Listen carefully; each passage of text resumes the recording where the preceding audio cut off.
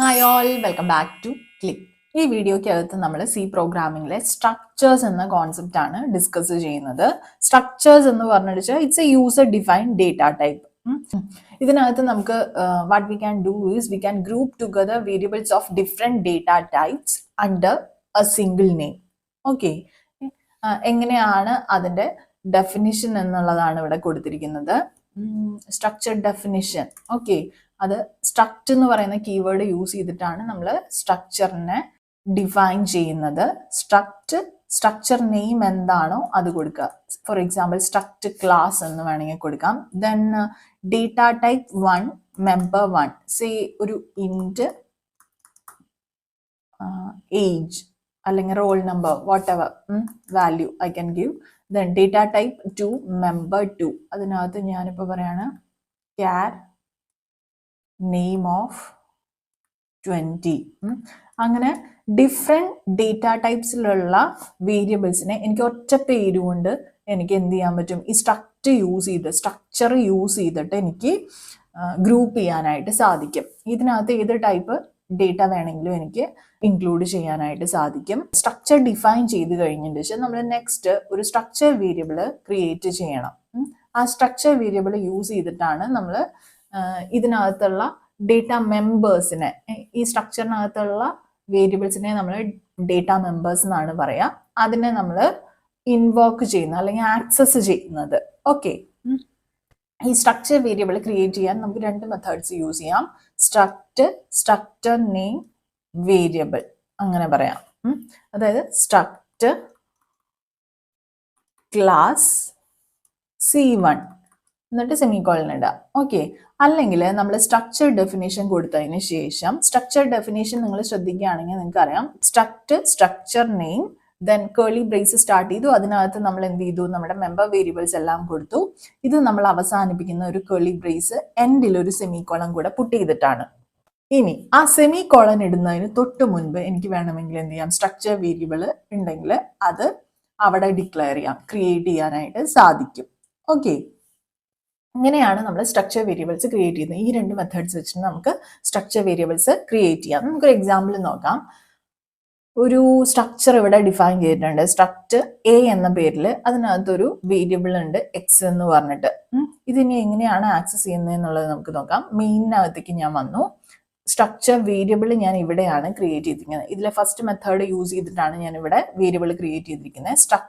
Structure name then variable, എനിക്കിഷ്ടമുള്ള ഒരു variable name ഞാൻ കൊടുത്തിരിക്കുകയാണ്. ദെൻ ആ വേരിയബിൾ ഞാൻ ഇവിടെ ഇനീഷ്യലൈസ് ചെയ്തിരിക്കുന്നത് എങ്ങനെയാണ്, ഈ സ്ട്രക്ചർ വേരിയബിൾ ക്രിയേറ്റ് ചെയ്തിട്ടുള്ള structure variable dot operator, then അതിനകത്തുള്ള ആ മെമ്പർ വേരിയബിളിന്റെ name which is X. a dot x is equal to some integer value since this x is an integer variable.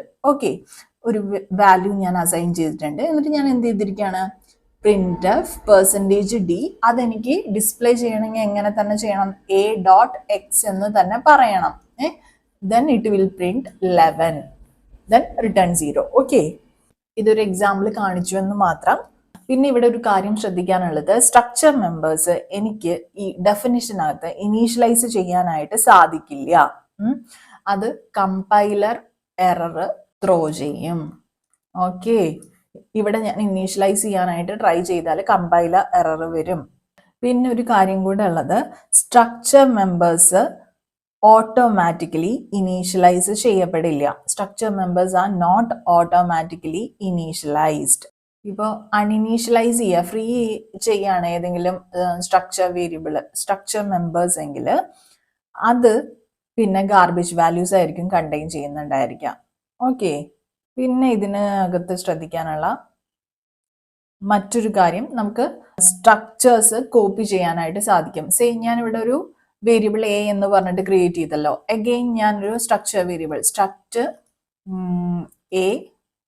A1 എന്ന് പറഞ്ഞിട്ടൊരു variable create ചെയ്ത് കഴിഞ്ഞാൽ വെച്ചാൽ I can assign A to A1. അതായത് copy structure is possible. Variables നമ്മൾ assign ചെയ്യുന്നോണം തന്നെ structures നമുക്ക് assign ചെയ്യാനായിട്ട്, കോപ്പി ചെയ്യാനായിട്ട് സാധിക്കും. പിന്നെ ഒരു കാര്യം നമുക്ക് ഇവിടെ പഠിക്കാനുള്ളത്, typedef for structures. Typedef എന്ന് പറയുന്നത് ഒരു കീവേഡ് ആണ്. ഇത് എന്തിനാ യൂസ് ചെയ്യണത് വെച്ചാൽ ഓൾറെഡി എക്സിസ്റ്റ് ചെയ്യുന്ന ഒരു ഡേറ്റ ടൈപ്പിന്റെ ഏലിയാസ് എന്ന തരത്തില് ഏലിയാസ് ഡിഫൈൻ ചെയ്യുക എന്നുള്ള രീതിയിലാണ് നമ്മളിത് യൂസ് ചെയ്യുന്നത്. പറഞ്ഞുതരാം എങ്ങനെയാന്നുള്ളത്. സ്ട്രക്ചർ നമ്മളിവിടെ ഡിഫൈൻ ചെയ്യുവാണേ, അതിൽ നമ്മൾ ടൈപ്പ് ഡെഫ് സ്ട്രക്ചറിന്റെ പേര് ഇവിടെ കൊടുത്തിട്ടില്ല, ശ്രദ്ധിച്ചോ. എന്നിട്ട് നമ്മൾ എന്ത് ചെയ്തു, നമ്മുടെ ഡേറ്റ മെമ്പർ അവിടെ ഒരെണ്ണം ഡിക്ലെയർ ചെയ്തിട്ടുണ്ട്.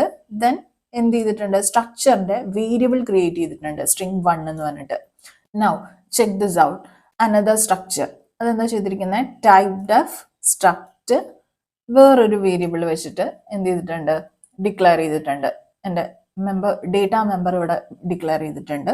ആ സ്ട്രക്ചറിന്റെ വേരിയബിൾ നെയിം ആണ് ഇവിടെ കൊടുത്തിരിക്കുന്നത്, string2 വേരിയബിൾ ക്രിയേറ്റ് ചെയ്തിട്ടുണ്ട്. ഇനി മെയിനകത്ത് ഞാൻ എന്താ ചെയ്തിരിക്കുന്നത്, ഈ struct1ന്റെ വേരിയബിൾ വെച്ചിട്ടൊരു വേരിയബിൾ ക്രിയേറ്റ് ചെയ്തിരിക്കുക. എന്നിട്ട് അതിന് ഒരു വാല്യൂ ഇനീഷ്യലൈസ് ചെയ്തിട്ടുണ്ട്. ദെൻ var2 എന്ന് പറഞ്ഞിട്ട് struct2ന്റെ ഒരെണ്ണം ക്രിയേറ്റ് ചെയ്തിരിക്കുകയാണ്.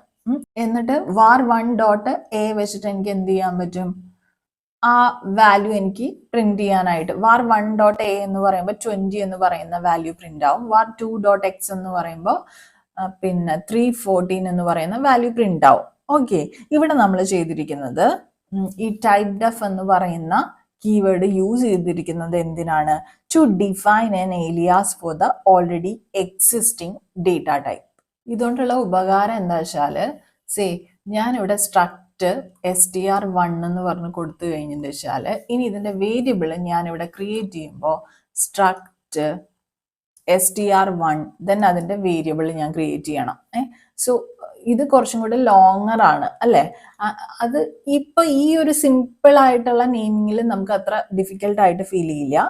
But in case if we use the struct keyword along with the structure name to define the variables, it increases the length and complexity of the code. In such scenarios we can use a type def keyword.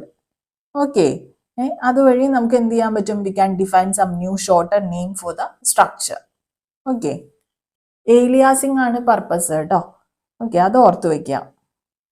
ഈ സ്ട്രക്ചറിന്റെ size, അതായത് size of structures എന്ന് പറഞ്ഞു കഴിഞ്ഞെന്ന് വെച്ചാൽ, technically നമ്മൾ പറയുകയാണെങ്കിൽ it should be the sum of the sizes of its members. ഇതിനകത്ത് ഓരോ സ്ട്രക്ചറിനകത്ത് എത്ര മെമ്പേഴ്സ് ഉണ്ടോ അതിന്റെ സൈസ് ആണ് സ്ട്രക്ചറിന്റെ സൈസ് എന്ന് പറയുന്നത്. But to be frank it may not be true for most cases. കാരണം സ്ട്രക്ചർ പാഡിംഗ് എന്ന് പറയുന്ന ഒരു കോൺസെപ്റ്റ് ഉണ്ട്.